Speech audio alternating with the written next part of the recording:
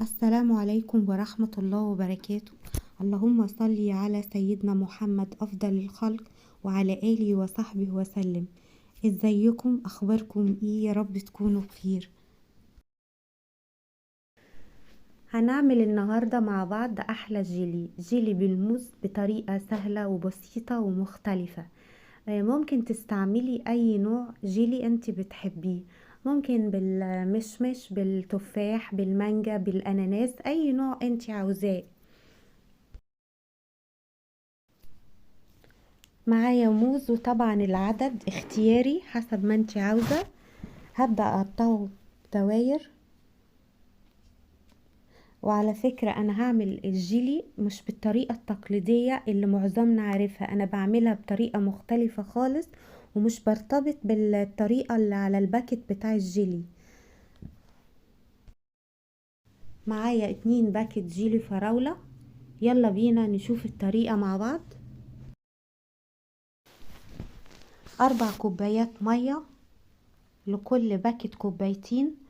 ولو عايزة جيلي سريع يبقى كل باكت كوباية ونص. وطبعا السكر اختياري، بس انا بحط فيه معلقة سكر لان معلقة السكر بتساعد على التماسك بسرعة. ننزل بالجيلي في المية،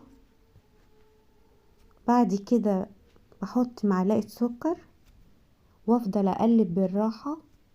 وطبعا السكر اختياري، بس طبعا زي ما قلنا السكر بيساعد على تماسك الجيلي. بنقلب الجيلي والسكر والمية مع بعض ونسيبه يغلي شوية على النار. كده خلاص الجيل بتاعنا جاهز. نطفي عليه النار ونبدأ نجهز الكاسات ونحط فيها الموز. واخر خطوة معانا ننزل بالجيلي في الكاسات.